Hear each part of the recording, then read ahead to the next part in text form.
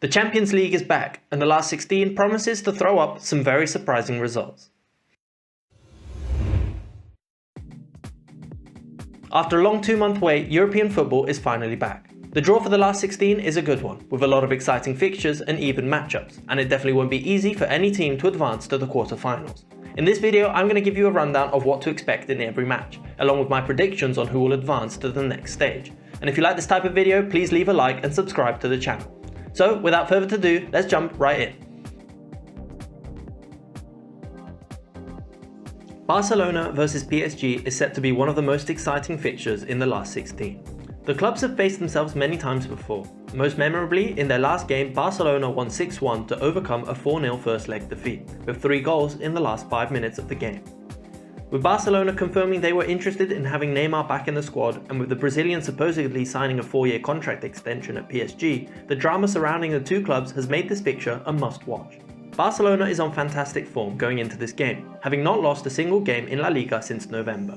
Their most used formation this season is the 4-2-3-1. In their Champions League group stages, Messi often played as the central attacking midfielder. However, with Coutinho being out due to a meniscus injury, chances are Messi will start either as a striker with Griezmann out on the right, or potentially the other way around, with Griezmann as the lone striker. They will have to complete both legs without Gerard Piqué, with Araujo the likely starter alongside Lenglet. PSG are also on good form going into the match, winning 6 of their last 7 games. Neymar has not featured as much as PSG would have liked this season, and has been out of the squad due to injuries for the majority of their fixtures. However, with Kylian Mbappe playing out on the left, the team has looked just as threatening. Their 4-3-3 formation has been the Parisians' go-to formation for the past few seasons, and their incredibly skillful attack has made up for some of their defensive issues they've faced.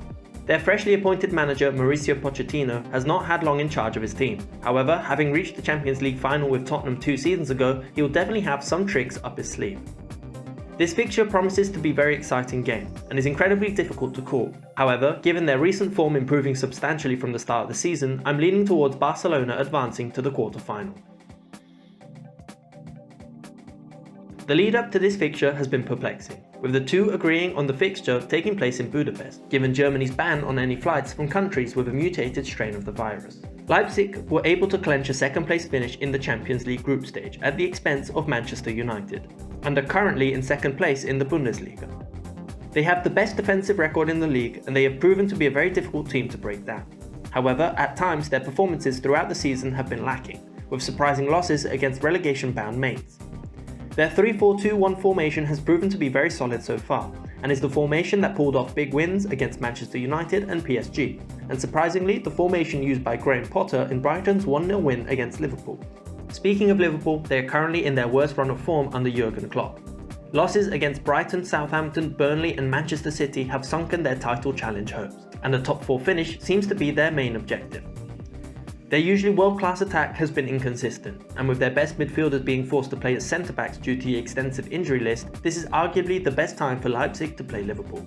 While under normal circumstances Liverpool would be absolute favourites for this fixture, things seem to be going from bad to worse for Liverpool, and I wouldn't be surprised if Leipzig slipped through. Last time the two clubs played each other was back in 2017, with Juve being 3-0 aggregate winners. However, since then a lot has changed for both clubs.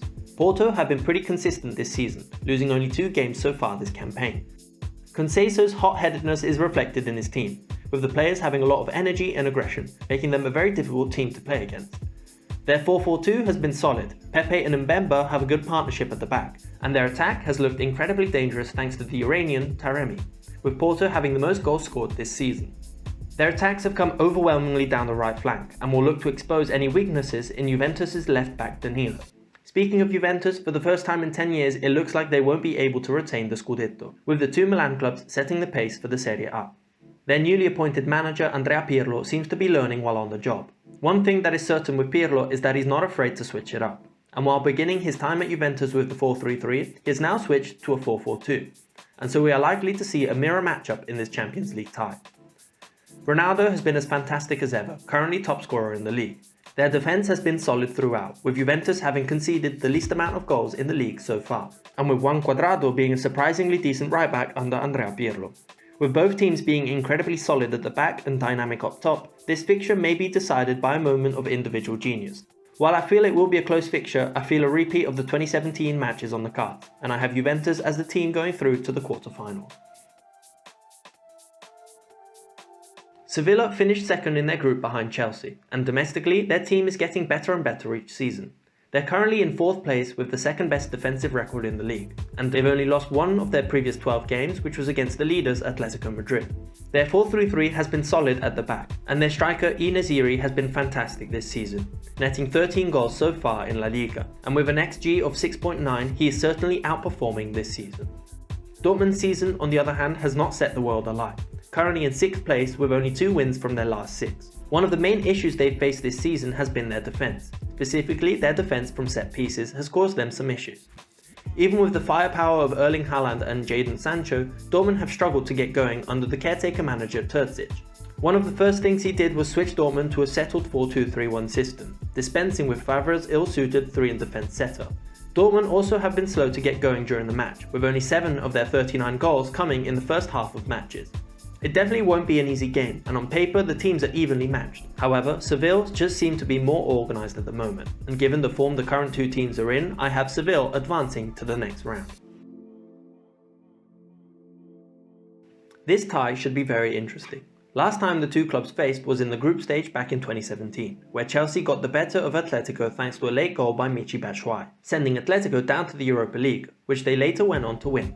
This year, Atletico will have their eyes set on something bigger than the Europa League, and this season the Madrid team has been fantastic. They currently have the second best attack and the best defensive record in the league. Their 4-4-2 formation has been extremely reliable, and Diego Simeone's defensive mentality has made them one of the top clubs in Europe. Luis Suarez has netted 16 goals so far in La Liga, and Joao Felix is finally finding his rhythm on the big stage. Their group stage performance was not perfect, however finishing second to Bayern Munich is nothing to be embarrassed about. However, the game against Chelsea won't be so easy. The new manager Thomas Tuchel has already had a big impact on their results, currently unbeaten and catching up to the top 4 spots very quickly.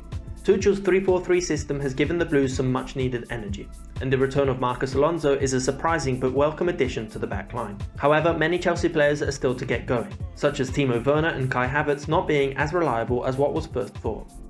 Furthermore, with the news of the first leg being placed in Bucharest, this will surely be an advantage for Chelsea, given that Atletico will be playing both fixtures away from home.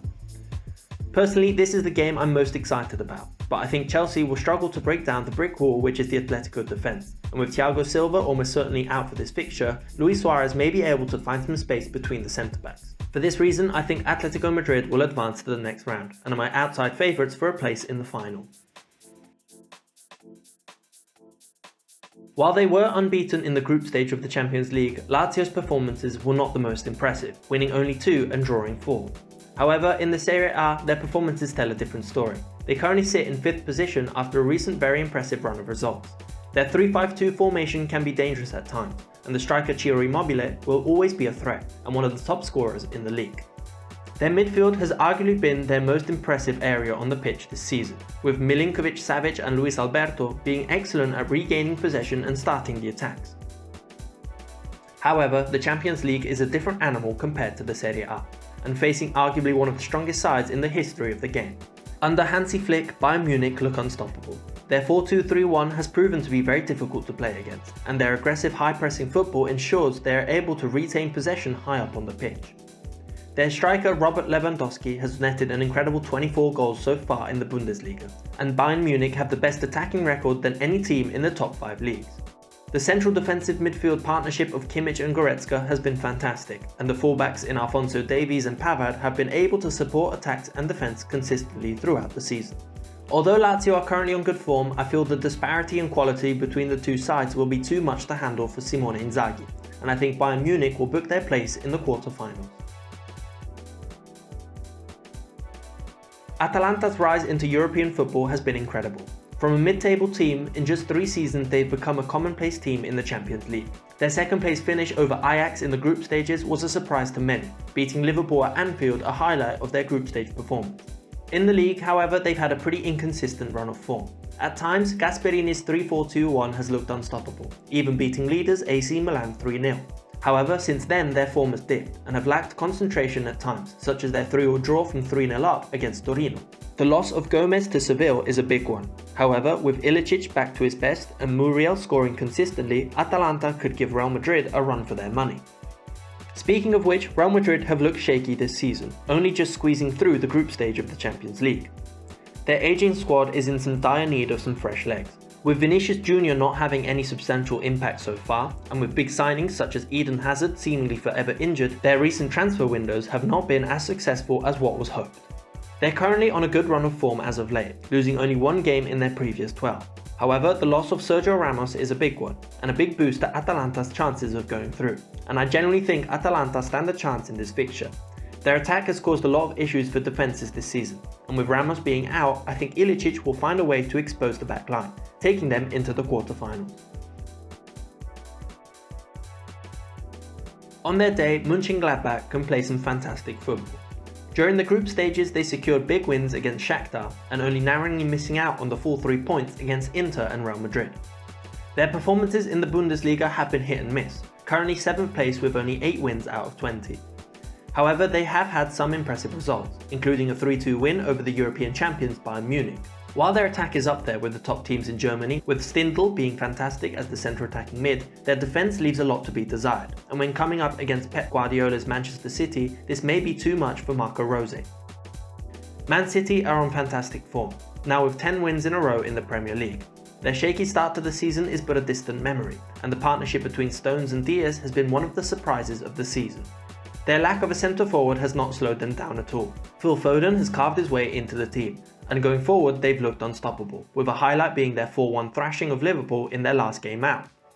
Man City are still yet to have a decent run in the Champions League, and always seem to lack their cutting edge in the knockout stages. However, out of the 8 fixtures available, this may be the most unbalanced yet, and I would bet my house on Man City going through to the next round. That's it from me. To recap, these are the 8 teams that I think will advance to the quarterfinal stage, leaving us with a lot of exciting fixtures still to enjoy. If you like this type of video, then please be sure to leave a like and subscribe to the channel, and leave any suggestions for future videos in the comments down below. Thanks for watching.